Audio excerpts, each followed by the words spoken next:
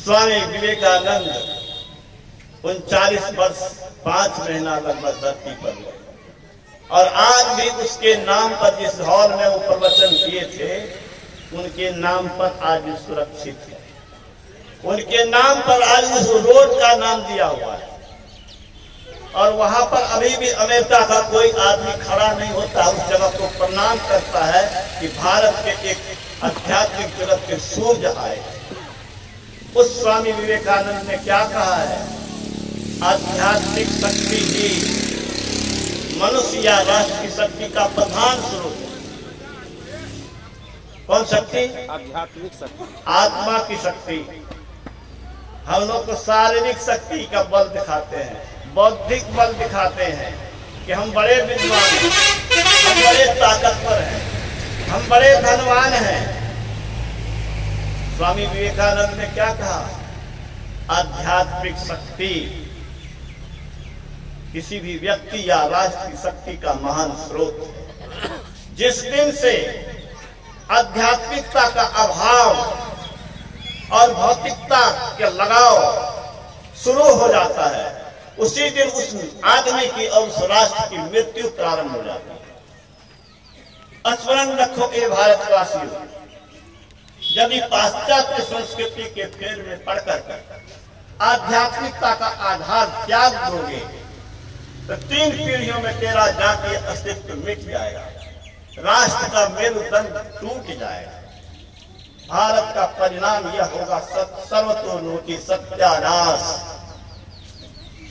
उन्होंने कहा किसी भी व्यक्ति की आध्यात्मिक सेवा ही सर्वोपरि सेवा है, क्योंकि आध्यात्मिक सेवा मनुष्य को सारे बंधनों से मुक्त करता है, सारे दुखों से छुड़ाता है, निर्भय निश्चिंत बनाता है, नित्यानंद ब्रह्मानंद दिलाता है।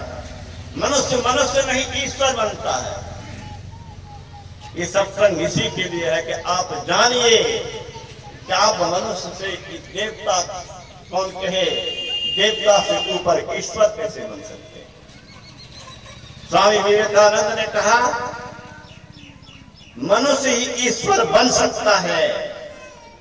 मनुष्य तभी तक मनुष्य है जब तक वह अंत और बाह्य प्रकृति पर विजय पाने के लिए संघर्ष कर रहे हैं। बाहरी प्रकृति और आंतरिक प्रकृति, काम, क्रोध, लोभ, मोह, मन जो चाहता है, इंद्रियां जो चाहती है, हम उसी के फेर में पड़े हुए हैं। इन पर विजय पाना और विजय पाने के लिए संघर्ष करने वाला ही मनुष्य है। ये ज्ञान कहाँ मिलेगा? ये संतों के साहित्य में मिलेगा, संतों के सानिध्य में मिलेगा।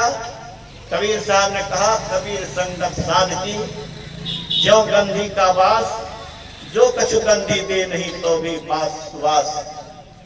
इत्र बेचने वाले के पास आप जाइए, आप पैसा मत खर्च कीजिए लेकिन सुगंधी मिल जाएगी। साधु संत के पास जाने से यही लाभ मिलता है। सत्संग से बढ़ करके कुछ है, कहा नहीं जा सकता। ये गुरु महाराज का उद्घोष है। सबसे उच्च जो ईश्वरत्व है उसको पाने वाले परमाराध्य ने कहा कि सत्संग से बढ़कर कुछ है, कहा नहीं जा सकता। सत्संग कहाँ पहुंचाता है? मनुष्य को उन्नति के उच्चतम शिखर पर पहुंचाता है, जिससे ज्यादा उन्नति की कोई संभावना नहीं है। मनुष्य ईश्वर बन जाए, ईश्वरीय गुण उसमें आ जाए, इससे बढ़कर के कोई उन्नति हो नहीं सकती। इस शक्ति को प्राप्त करके गुरु महाराज ने ये घोषणा किया कि सत्संग से बढ़कर कुछ है, कहा नहीं जा सकता। उन्होंने कहा जो बहुत दिनों से सत्संग कर रहे हैं आगे करते रहेंगे, खाना दाना कपड़ा लत्ता किसी चीज की कमी नहीं रहेगी। मोक्ष नजदीक है। जब तक वह मोक्ष नहीं पाएगा मनुष्य शरीर उसके लिए सुरक्षित रहेगा। मनुष्य शरीर सुरक्षित करने का ये साधन है सत्संग। गुरु महाराज ने कहा तुम चाहो तो सांप बिच्छू बन सकते हो, और नहीं तो मनुष्य बनने के लिए तो सत्संग, गुरु की सेवा और भक्ति का बीज अपने अंदर में डालना पड़ेगा। जो डाले हैं मैं उनको बधाई देता हूँ, जो नहीं डाले हैं मैं उनसे आग्रह करता हूँ कि संत महात्मा की बात मानिए। गुरु महाराज ने कहा जो श्रेष्ठ लोगों का कहना नहीं मानता उसका भला होना संभव नहीं है। सृष्टि का प्राण है संत। संत ईश्वर का प्रतिरूप है, ईश्वर का सगुण रूप है। ईश्वर आपको कुछ कहने नहीं आएंगे, ईश्वर के प्रतिनिधि संत हैं, उनकी बात मानेंगे, आप में भी ईश्वरी शक्ति आएगी, आपका भी उद्धार का रास्ता प्रशस्त होगा। इसीलिए गुरु महाराज ने कहा संत मता बिनो गति नहीं, सुनो सकल दे कान, कान खोल के सुन ले। संत मता बिनो गति नहीं, सुनो सकल दे कान, जो चाहो उद्धार को बनो संत संतान। उद्धार का अर्थ क्या है? कल्याण पाने ना। कल्याण क्या है? किसी प्रकार का आदि भौतिक या आध्यात्मिक कष्ट न रहे, हम निर्भय निश्चिंत हो जाएं, शाश्वत आनंद पाले, जिससे भिन्न होने का अवसर नहीं, ईश्वरत्व पाले। ईश्वरत्व पाने का साधन ये मनुष्य शरीर है, और ये मनुष्य शरीर की सार्थकता गुरु महाराज ने कहा मनुष्य तभी मनुष्य है जब वह ध्यान करता है। मनुष्य में दो प्रधान बातें हैं, कौन? ईश्वर भक्ति और सदाचार। ईश्वर भक्ति का प्रेरण सत्संग से मिलेगा। जो सत्संग करेंगे उसी को भक्ति करने का प्रेरण होगा।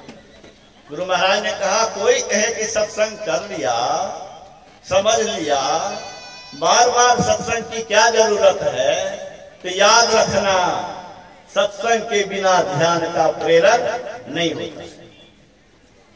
सत्संग वह चिकित्सालय है जहां पर मानसिक रोगों का इलाज होता है। गुरु महाराज ने कहा अज्ञ लोग, नहीं जानने वाले लोग भले कह ले कि मैं बीमार नहीं हूं, शारीरिक रूप से स्वस्थ रहने के बाद भी मनोरोग होते हैं, काम, क्रोध, लोभ, विकार। ये आदमी को कितना नीचे गिराता है, कितना नीचे गिराता है। कलेक्टर जेल जाते हैं ना घूसखोरी में, भ्रष्टाचार में, उसको किसने गिराया? बड़े से बड़े आदमी चरित्रहीन पाए जाते हैं, उसकी कोई इज्जत नहीं बचती है, जेल की चक्की काट रहे हैं, वो विद्या किस काम की? गुरु महाराज ने कहा आध्यात्मिक विद्या ऊपर उठाने के लिए है, नीचे गिराने के लिए। भौतिक विद्या अविद्या बन जाती है। आप बच्चे को पढ़ाते हैं, लिखाते हैं, लेकिन मानवीय गुण का उसमें कमी आप महसूस करते हैं। पिता को पिता नहीं मानते, बाप को बाप कहने में शर्म होती है, उनको पाप लगता है। वो कौन सी विद्या है? जो विद्या मनुष्य को मनुष्यत्व न सिखावे वह विद्या विद्या नहीं। स्वामी विवेकानंद ने कहा विद्या वही असली विद्या है जो विद्या मनुष्य को मनुष्यत्व दिलावे, जीवन के संघर्ष में विजयी होकर के निकाले, शारीरिक रूप से, मानसिक रूप से, आर्थिक रूप से, आध्यात्मिक रूप से सबल बनावे। वही विद्या असली विद्या है। और आध्यात्मिक विद्या सर्वोपरि विद्या है। यह मनुष्य को ईश्वर बना देता है। किनके नाना दादा हैं? किन्हीं के नाना दादा होंगे किसी खास आदमी के, लेकिन विश्व इनको अभी दादा हमारे पूछते थे। और हम यह मानते हैं कि जो इनके शरण में आएंगे उनका कल्याण होगा।